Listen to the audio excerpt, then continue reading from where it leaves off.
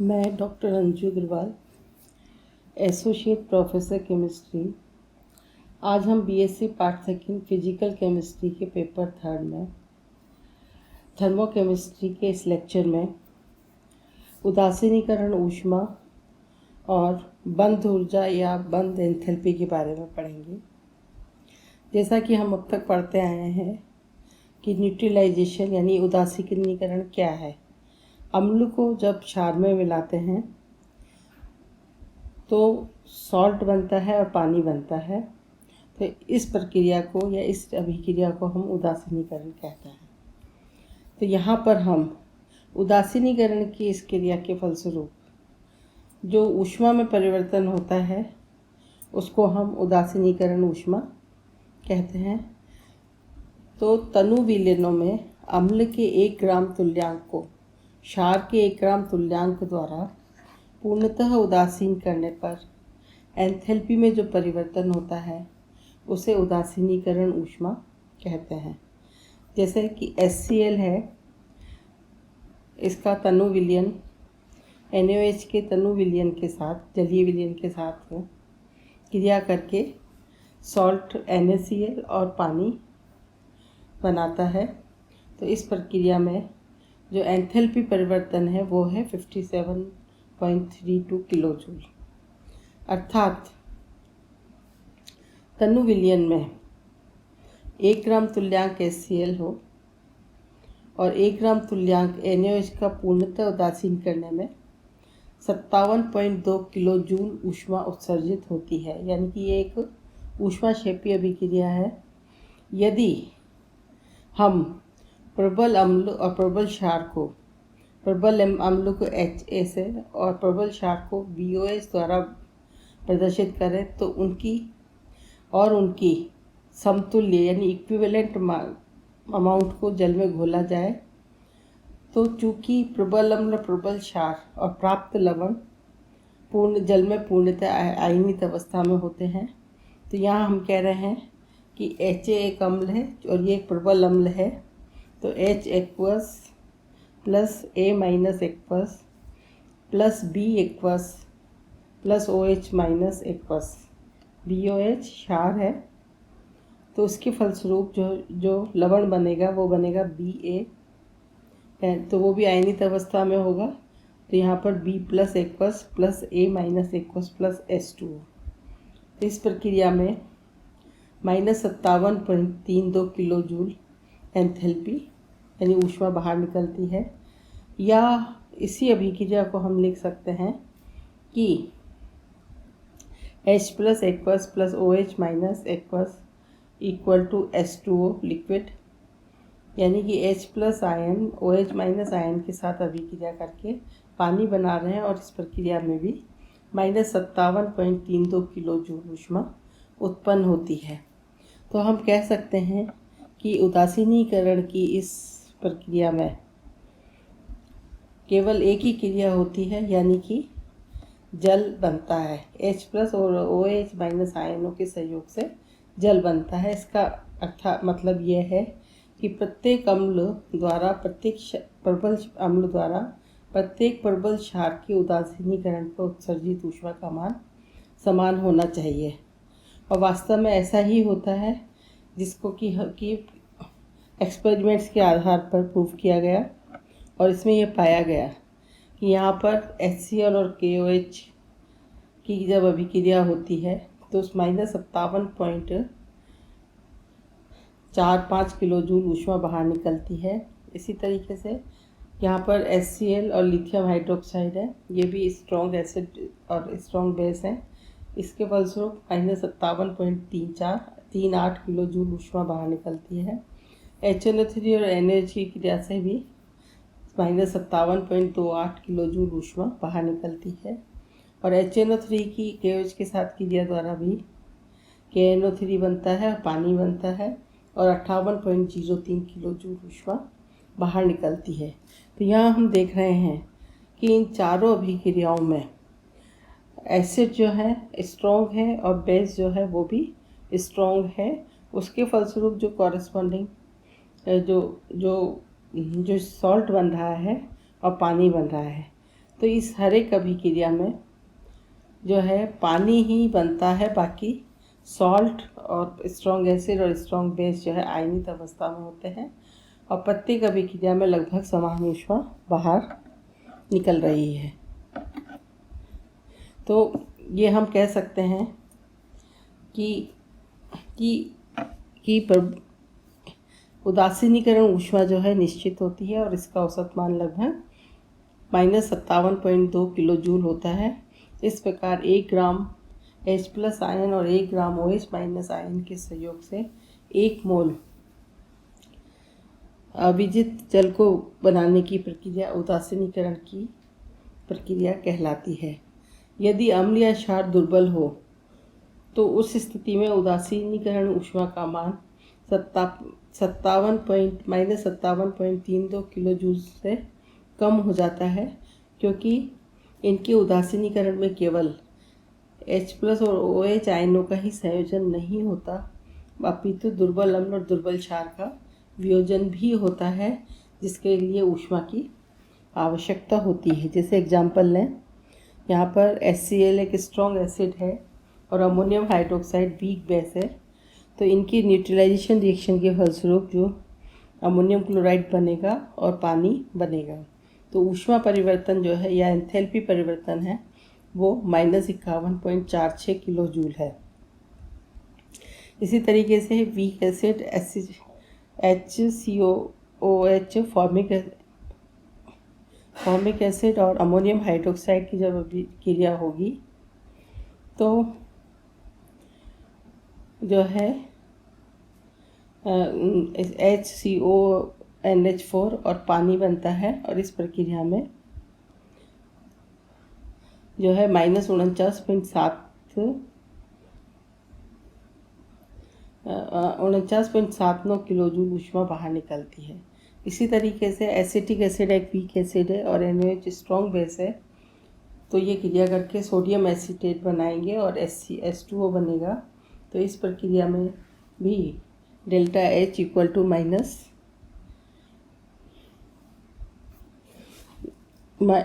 इस अभिक्रिया में जो निकलने वाली ऊष्मा है वो 57.32 से कम है।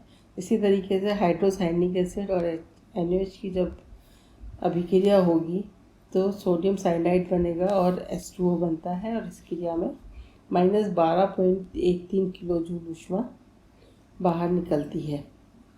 और H2S की जब रिएक्शन NaOH के साथ होती है तो सोडियम सल्फाइड और पानी बनता है और 15.90 किलो जूल ऊष्मा उत्पन्न होती है। तो यहाँ हम देखते हैं कि अगर एक एसिड या बेस में से कोई वीक एसिड है और स्ट्रॉन्ग बेस है, या वीक बेस है और स्ट्रॉन्ग एसिड है, या वीक एसिड या स्ट्रॉन्ग बेस है, तो उस स्थिति में प्राप्त होने वाली उदासीनीकरण ऊष्मा जो है वो प्रबल अम्ल प्रबल क्षार के साथ से प्राप्त ऊष्मा की तुलना में कम होती है, क्योंकि ऊष्मा का कुछ भाग जो है वीक एसिड या वीक बेस जो है उनके आयनन में भी काम आ जाता है, तो इसलिए प्राप्त ऊष्मा का मान कम होता है। तो जो वीक एसिड और स्ट्रॉन्ग बेस के आयनाइजेशन के लिए जितनी ऊष्मा की आवश्यकता होगी उसे हम आयनन ऊष्मा या हीट ऑफ आयनाइजेशन कहते हैं। तो हीट ऑफ आयनाइजेशन क्या है? विलयन में किसी दुर्बल अम्ल या दुर्बल क्षार के 1 मोल का अपने आयनों में पूर्ण रूप से आयनन होने पर एंथैल्पी में होने वाले परिवर्तन को आयनन ऊष्मा कहते हैं। तो उपरोक्त उदाहरण में HCl और अमोनियम हाइड्रोक्साइड की उदासीनीकरण में 57.2 किलो जूल ऊष्मा उत्पन्न होनी चाहिए, परंतु ये केवल 51.46 किलो जूल ही प्राप्त होती है। इसमें अंतर 5.86 किलो जूल वाली जो अंतर है वो 5.86 किलो जूल का होता है। तो यहाँ पर अमोनियम हाइड्रोक्साइड को आयनित करने में 5.86 किलो जूल ऊष्मा प्रयुक्त हुई है, इसलिए इसकी ये जो ऊष्मा प्रयुक्त हुई इसको हम आयनन ऊष्मा कहेंगे। इसी प्रकार दुर्बल एसिड का किसी प्रबल क्षार के साथ उदासीनीकरण करते हैं तब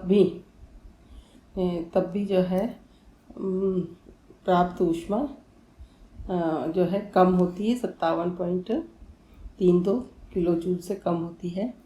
यदि यह माना जाए कि उपरोक्त अभिक्रिया निम्न दो पदों में संपन्न होती है, तो यहाँ पर एसिटिक एसिड है, इसका पहले आयनाइजेशन होता है मान लीजिए, तो इस क्रिया में x किलो जूल ऊष्मा की आवश्यकता होगी और इससे प्राप्त H+ आयन और क्षार से प्राप्त OH- अभिक्रिया करके जल बनाते हैं, तो उसमें जो प्राप्त ऊष्मा है वो -57.32 किलो जूल है।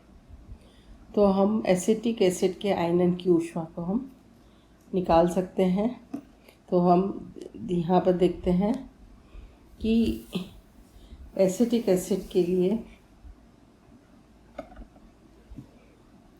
जो ऊष्मा प्राप्त हो रही है, ये यहाँ पर x - 57.32 acetic acid plus OH- equal to CH3COO- aqueous plus H2O liquid, तो delta H equal to x - 57.32 kilo, तो 32 किलो जूल है।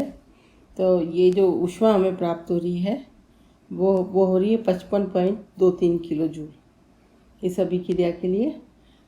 तो इसमें से तो जो x होगा वो बराबर हो जाएगा 2.09 किलो जूल। अतः एसिटिक एसिड के आयनन ऊष्मा जो है 2.09 किलो जूल के बराबर होगा। तो यही कारण है कि प्रबल अम्ल और प्रबल क्षार द्वारा प्राप्त के उदासीनीकरण से प्राप्त ऊष्मा दुर्बल अम्ल और दुर्बल क्षार या दुर्बल अम्ल और प्रबल क्षार या प्रबल अम्ल और दुर्बल क्षार के उदासीनीकरण ऊष्मा से अधिक होती है, क्योंकि ऊष्मा का कुछ भाग जो है वो न्यूट्रलाइजेशन में काम आयनन में मतलब दुर्बल अम्ल या दुर्बल क्षार के आयनन में काम आ जाता है, इसलिए जो प्राप्त ऊष्मा है वो कम होती है। उदासीनीकरण ऊष्मा का निर्धारण किसी भी अम्ल या क्षार की उदासीनीकरण ऊष्मा को ज्ञात करने के लिए जो है एक सरल कैलोरीमीटर या थर्मस फ्लास्क का उपयोग करते हैं। इसमें उपयुक्त ढंग से एक थर्मामीटर और विडोलक लगा हुआ है। एक सिंपल कैलोरीमीटर है, जैसे हम बीकर लें, इसमें कोई ऊष्मारोधी पदार्थ है इसकी दीवारों पर और ऊपर से विडोलक और एक थर्मामीटर लगा हुआ है, तो इसको भी हम काम में ले सकते हैं। जबकि थर्मस फ्लास्क में हम जानते हैं कि उसकी दीवारों में निर्वात इवेक्यूटेड होता है और इसमें भी हम इसकी दीवारें जो हैं निर्वातित होती हैं और इसमें एक विडोलक और एक थर्मामीटर लगा देते हैं। तो इसके लिए इसके हीट ऑफ न्यूट्रलाइजेशन ज्ञात करने से पहले कैलोरीमीटर अथवा थर्मस फ्लास्क का जल तुल्यांक ज्ञात करते हैं, फिर उदासीनीकरण ऊष्मा को ज्ञात करते हैं और इन दोनों प्रयोगों को निम्न प्रकार से संपन्न करवा सकते हैं। तो थर्मस फ्लास्क का जल तुल्यांक क्या है, यह कैसे ज्ञात करेंगे? तो determination of water equivalent of thermos flask. पहली चीज़ यह है कि थर्मस फ्लास्क का जल तुल्यांक क्या होता है, जल तुल्यांक का क्या मतलब है। तो यहाँ पर हम थर्मस फ्लास्क में जल की एक निश्चित मात्रा लेकर उसका ताप नोट कर लेते हैं। अब उसमें किसी ताप T2 वाले गर्म जल की एक निश्चित मात्रा जो है डालकर विडोलक से भली भांति हिला लेते हैं और मिश्रण के अंतिम ताप को नोट कर लेते हैं। यानी कि सबसे पहला जो टेम्परेचर है वो सबसे कम होगा T1, फिर हमने गर्म जल लिया है, उसकी निश्चित मात्रा ली है, तो ताप उसका T2 है और जब दोनों को मिक्स कर देंगे तो अंतिम ताप जो है वह T1 और T2 के मध्य का ताप होगा। तो थर्मस फ्लास्क का जल तुल्यांक W है। तो थर्मस फ्लास्क में जल तुल्यांक से तात्पर्य है कि थर्मस, विडोलक, थर्मामीटर आदि कितनी ऊष्मा को ग्रहण कर सकते हैं, मतलब ये भी ऊष्मा को ग्रहण कर लेते हैं, तो प्राप्त ऊष्मा जो है वो कम, जो उदासीनीकरण ऊष्मा होगी वो हमें कम प्राप्त होगी। तो इसलिए हम वाटर इक्विवेलेंट को का निर्धारण को भी ऐड करते हैं कि इनके द्वारा अवशोषित ऊष्मा को जो है उसमें करेक्शन किया जा सके। तो थर्मस फ्लास्क का जल तुल्यांक से तात्पर्य है कि W ग्राम जल जितनी ऊष्मा को ग्रहण कर सकता है उसी ताप पर वह थर्मस फ्लास्क व विडोलक आदि भी उतनी ही ऊष्मा को ग्रहण करता है। तो ऊष्मा गतिकी के शून्य नियम के अनुसार गर्म जल द्वारा दी गई ऊष्मा बराबर ठंडे जल व थर्मस द्वारा ली गई ऊष्मा। तो हमने कहा था कि गर्म जल, पहले हमने जल की एक निश्चित मात्रा ली जिसे W1, और फिर गर्म जल की भी एक निश्चित मात्रा ली गई थी, वो W2 थी। और गर्म जल का टेम्परेचर T2 था और उसको ठंडे जल जिसका टेम्परेचर T1 है उसमें मिलाने पर प्राप्त जो जल का टेम्परेचर है वो T3 हमें प्राप्त हुआ था। तो गर्म जल द्वारा दी गई ऊष्मा W2 T2 minus T3 equal to ठंडे जल व थर्मस द्वारा ली गई ऊष्मा W यानी थर्मस फ्लास्क का जल तुल्यांक प्लस W1 जो है ठंडे जल की एक निश्चित मात्रा जो ली गई थी वो W1 है, T3 माइनस T1। तो W equal to W2 T2 minus T3 upon T3 minus T1 minus W1। तो इसके द्वारा हम थर्मस फ्लास्क का जल तुल्यांक ज्ञात कर सकते हैं। और अम्ल और क्षार की उदासीनीकरण ऊष्मा ज्ञात करनी है, तो इसके लिए हम समान सांद्रता वाले अम्ल और क्षार के विलयन के दोनों के अलग अलग आयतन 100 ml लेते हैं जिनकी की सांद्रता 1N है।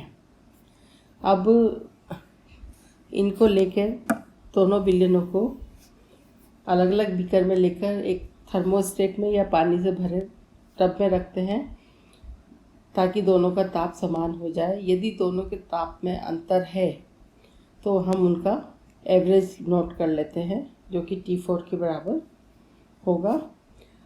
अब थर्मस फ्लास्क में पहले अम्ल का विलयन डालकर फिर क्षार का विलयन डालते हैं और विडोलक से भली भांति हिलाकर मिश्रण का अंतिम ताप नोट कर लेते हैं। माना कि उदासीनीकरण की क्रिया में H जूल ऊष्मा उत्पन्न हुई तो ऊष्मा को थर्मस फ्लास्क व उसमें विद्यमान विलयन आदि ग्रहण कर लेंगे। अतः 1NaCl के 100 ml के उदासीनीकरण में उत्पन्न ऊष्मा H बराबर 200 प्लस W, यहाँ पर 100 ml हमने NaOH का लिया है और 100 ml HCl का लिया है, तो उन दोनों का कुल योग 200 है प्लस W जब उसका जल तुल्यांक है थर्मस फ्लास्क का। और यहाँ पर दोनों को मिलाने पर जो ऊष्मा परिवर्तन है वो T5 minus T4 into 4.184 joule के बराबर है। तो उदासीनीकरण की ऊष्मा H बराबर 200 जो H बराबर 200 plus W T5 minus T4 into 4.184 joule के बराबर है। तो उदासीनीकरण ऊष्मा होगी बराबर H into 1000 into 1 upon 1 into 100 joule. यहाँ पर सांद्रता चूँकि 1N है अर्थात अम्ल का 1 ग्राम इक्विवेलेंट उपस्थित है जो कि 100 ml में है। यदि इसी को हम 1000 ml में लें तो उदासीनीकरण ऊष्मा को हम इस प्रकार से ज्ञात कर सकते हैं।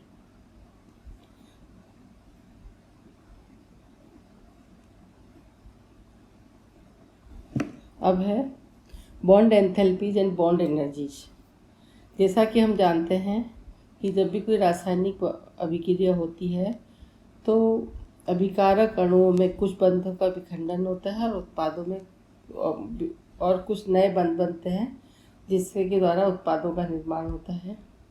तो उदाहरण के लिए H2G प्लस Br2 मतलब हाइड्रोजन अपनी गैसीय अवस्था में ब्रोमीन की गैसीय जो कि गैस अवस्था में है के साथ अभिक्रिया करके 2HBr बनाता है। तो हम इसको इस प्रक्रिया में हम देखते हैं कि हाइड्रोजन के बीच में एक अणु टूटता है, ब्रोमीन के बीच में भी एक बॉन्ड टूटता है, हाइड्रोजन के बीच में भी, HH के बीच में भी एक बॉन्ड टूटता है, और Br2 में भी जो है एक बॉन्ड का डिवीजन होता है, जबकि 2 नए HBr बंध का निर्माण होता है। तो बंध विखंडन में ऊर्जा काम में आती है, तो दूसरी ओर बंध के बनने पर भी ऊर्जा उत्पन्न होती है। तो ऊर्जा में ये परिवर्तन ही अभिक्रिया ऊष्मा के रूप में हमें प्राप्त होता है, जिसे कि हम बंध ऊर्जा या बॉन्ड एंथैल्पी कहते हैं। तो delta H equal to delta H उत्पाद product minus delta H reactant. तो इस प्रकार बंध ऊर्जा का मान जो है डेल्टा H इक्वल टू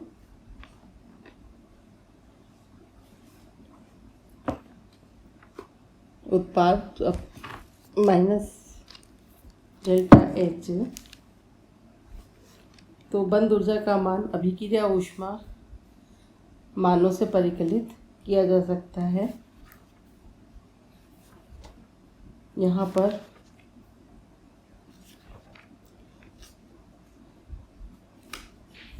एक यौगिक में बंध ऊर्जा का मान अभिक्रिया ऊष्मा मानों से परिकलित किया जा सकता है। यहाँ किसी यौगिक में उपस्थित विशेष प्रकार के बंधों के 1 मोल मतलब या अवोगाड्रो संख्या के बराबर बंधों को वियोजित करने अथवा तोड़ने के लिए आवश्यक ऊर्जा के औसत मान को उस बंध की बंध ऊर्जा कहते हैं, जिसे कि हम किलो जूल प्रति मोल में व्यक्त करते हैं। और बंध ऊर्जा को बंध की संभवन एंथैल्पी भी कहते हैं। क्लोरीन गैस के द्विपरमाणु कणों को हम देखें तो उसमें हुआ ऊर्जा परिवर्तन जो है इस प्रकार से हम बता सकते हैं। Cl2 गैस है जिसके कि Cl के मध्य जो बॉन्ड है वह टूटकर 2Cl के बनाता है, और इस प्रक्रिया में 242.60 किलोजूल ऊष्मा जो है ऊष्मा की आवश्यकता होगी। इसी तरीक़े से ऑक्सीजन मॉलिक्यूल को ऑक्सीजन एटम बनने पर 495.16 किलोजूल ऊष्मा की आवश्यकता होती है। तो यहाँ पर ये अभिक्रियाएँ वियोजन अभिक्रियाएँ भी कहलाती हैं, और इसमें हुआ ऊर्जा परिवर्तन वियोजन ऊष्मा कहलाता है। इसी तरीके से डाइएटॉमिक मॉलिक्यूल्स की बंध ऊर्जा उन अणुओं की वियोजन ऊष्मा के बराबर होगी, जैसा कि हम क्लोरीन और ऑक्सीजन गैस के मामले में हम देख रहे हैं।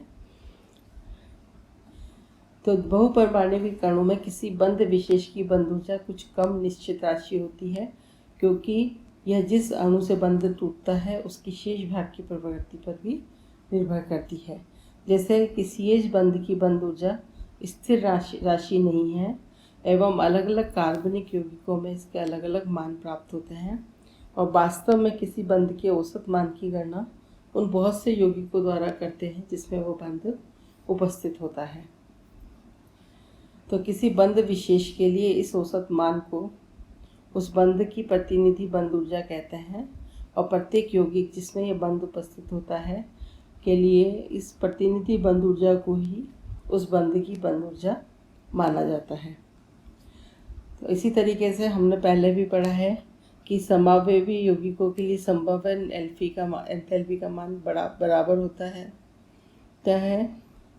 इसी तरह से किसी भी सजातीय श्रेणी में प्रत्येक CH2 समूह के लिए संभवन एंथैल्पी में वृद्धि लगभग एक समान होती है।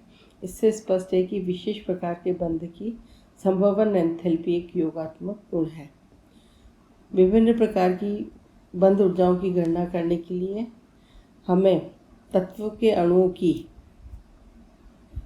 वियोजन ऊष्माओं के मान ज्ञात होने चाहिए।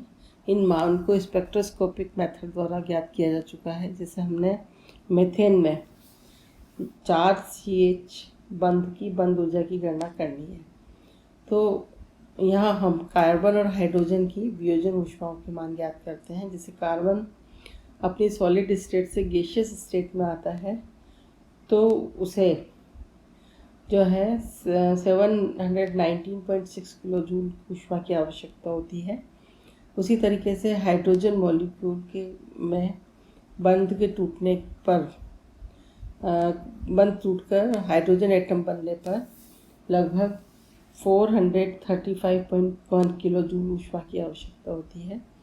और हमें मीथेन की संभवन ऊष्मा का मान ज्ञात होना चाहिए, जिसे हम उसकी दहन ऊष्मा से ज्ञात करते हैं, जो कि -74.9 किलो जूल है। अर्थात C solid plus 2S2 equal to CH4, तो delta H equal to -74.9 kilo joule है। तो यहाँ हम समीकरण सेकंड को, क्योंकि यहाँ पर 4 हाइड्रोजन एटम की आवश्यकता है, तो 2 हाइड्रोजन मॉलिक्यूल का डिसोसिएशन होकर 4H एटम बनेंगे। तो यहाँ पर हम सेकेंड इक्वेशन को 2 से गुणा कर दें तो यहाँ पर ये जो C plus 2S2 equal to equation third में CH4 गैस प्राप्त होती है। तो delta H equal to -74.9 kilo joule होगा। अब समीकरण 2 को सेकेंड को 2 से गुणा करके समीकरण 1 में जोड़ दें तो हमें फोर्थ समीकरण प्राप्त होगी। तो C solid plus 2S2 gas equal to C gas plus 4H gas.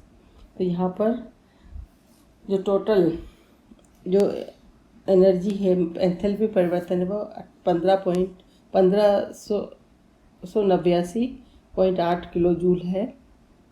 तो समीकरण 4 में से समीकरण 3 को हम घटाएं तो जो ऊष्मा परिवर्तन है CH4 equal to Cg plus 4H, तो delta H equal two plus 1664.7 kilo joule. इस प्रकार मीथेन के 4 मोल CH बंध को तोड़ने के लिए 1647.7 किलो जूल ऊष्मा की आवश्यकता होती है। अतः CH बंध की औसत बंध ऊर्जा लगभग 416.2 किलो जूल प्रति मोल है। यही CH बंध की संभवन एंथैल्पी भी है। इसी प्रकार अन्य बंधों जैसे CC, CO, C double bond O, COH आदि की बंध ऊर्जाओं के मान इन बंधों को रखने वाले यौगिकों की संभवन ऊष्माओं के ज्ञात होने पर ज्ञात कर सकते हैं। तो जैसे हाइड्रोजन की संभवन एंथैल्पी ये जो है अलग अलग तत्वों में जो है heat of formation, enthalpy of formation दिखाई गई है इस टेबल में। और इसकी सहायता से हम जो है बॉन्ड एनर्जीज या यौगिकों में बॉन्ड एनर्जीज या बॉन्ड एंथैल्पीज को हम ज्ञात कर सकते हैं। तो संभवन एंथैल्पी है, ये बॉन्ड है। और एप्लीकेशंस ऑफ बॉन्ड एनर्जीज, अभिक्रिया की एंथैल्पी का निर्धारण यानी determination of enthalpies of reactions. बंध ऊर्जाओं की सहायता से अभिक्रियाओं की एंथैल्पी ज्ञात कर सकते हैं। जैसे यहाँ पर ये इथीन है, इसकी रिएक्शन जब H2 के साथ की जाती है तो इथेन बनता है। यहाँ पर प्रत्येक गैस जो है गैसीय अवस्था में है, तो एंथैल्पी क्या होगी। तो इसके लिए हम देखते हैं कि इसमें एक तो 4 जो CH बॉन्ड ऑलरेडी प्रेजेंट हैं वो अप्रभावित रहते हैं और इस अभिक्रिया में, और एक जो कार्बन के बीच में जो डबल बॉन्ड है वो टूटता है और कार्बन सिंगल बॉन्ड बचा रहता है इसमें। और हाइड्रोजन का जो है एक HH बॉन्ड टूटता है और C2H6 में एक CC बंध और 2 CH बंध बनते हैं। तो delta H equal to minus delta CC, मतलब प्रोडक्ट में जो बॉन्ड बन रहे हैं उनको हम पहले लेंगे, minus delta H CC plus 2 into delta CH plus delta C delta H C double bond C plus delta H H minus H H. तो सारणी से इन ऊर्जाओं के मान को रखेंगे तो हमें ये वैल्यू प्राप्त होगी। तो बंद ऊर्जाओं के आधार पर परिकलित डेल्टा एच का मान प्रायोगिक मान -133 किलो जूल के काफ़ी निकट होता है। तो यौगिकों की संभवन ऊष्मा यानी कि हीट ऑफ फॉर्मेशन या enthalpy of formation of compound को हम कैसे कैलकुलेट करेंगे।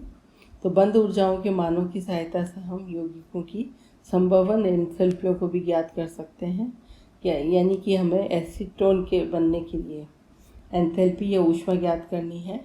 तो हम देखते हैं कि यहाँ पर दो तरह के परिवर्तन होंगे। पहले तो एसीटोन के इस फॉर्मूले में हम देख रहे हैं 3 कार्बन होते हैं, 6 हाइड्रोजन होते हैं और ऑक्सीजन एटम 1 होता है। तो यहाँ पर 3 कार्बन 6H के साथ ये और ऑक्सीजन के एटम के साथ रिएक्शन करके एसीटोन बनाती है।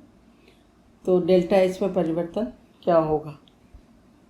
तो यहाँ पर हम देखते हैं कि 3 HH हाइड्रोजन मॉलिक्यूल टूटकर 6 हाइड्रोजन गैस जो है 3 HH बंद टूटकर 6H परमाणु देते हैं। एक ऑक्सीजन के बीच में जो बंधे टूटकर जो है एक ऑक्सीजन परमाणु देता है और 3 कार्बन परमाणु उधर्पातित होकर 3 कार्बन गैस परमाणु देते हैं। तो एसीटोन बनने पर उसमें 2 CC बॉन्ड, 6 CH बॉन्ड और 1 C डबल बॉन्ड O बंद बनते हैं। तो एसीटोन की संभवन ऊष्मा जो है वो हो जाएगी बराबर 3 इंटू डेल्टा एच हाइड्रोजन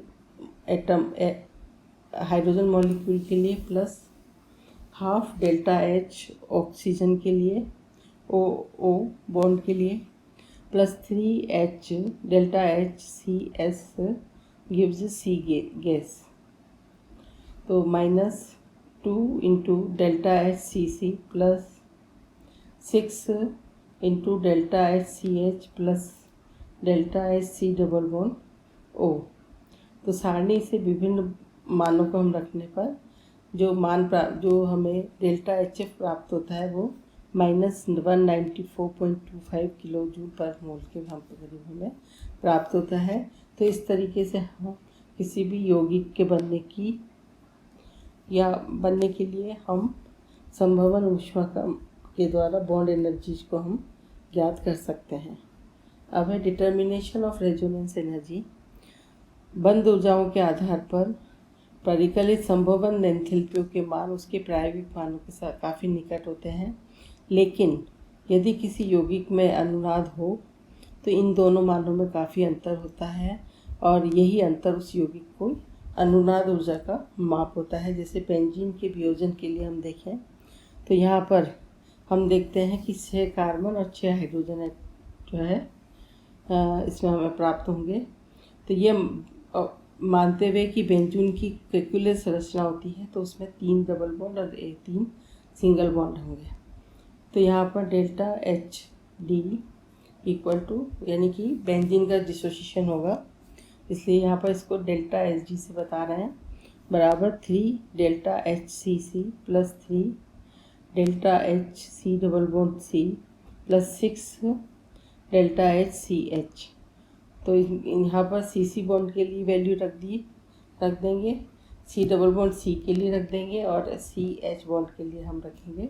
तो जो प्राप्त राशि है वो बॉन्ड डिसोसिएशन एनर्जी 5384 किलोजूल पर मोल है। इस प्रकार हम देखते हैं कि बेंजीन की वियोजन ऊष्मा का मान जो है 5535.1 किलोजूल पर मोल है। अतः बेंजीन के वियोजन के लिए आवश्यक वास्तविक ऊर्जा परिकलित मान से 151 किलोजूल अधिक है। इससे ये स्पष्ट होता है कि बेंजीन की वास्तविक संरचना केकुलर संरचना से 151 किलोजूल अधिक स्थायी है। तो वास्तविक संरचना केकुले की 2 अनुनादी संरचनाओं का रेजोनेंस हाइब्रिड होती है तथा निम्न प्रकार से प्रदर्शित की जाती है। तो ऊर्जा में ये अंतर जो है बेंजीन की अनुनाद ऊर्जा कहलाता है। आज के लिए बस इतना ही। धन्यवाद।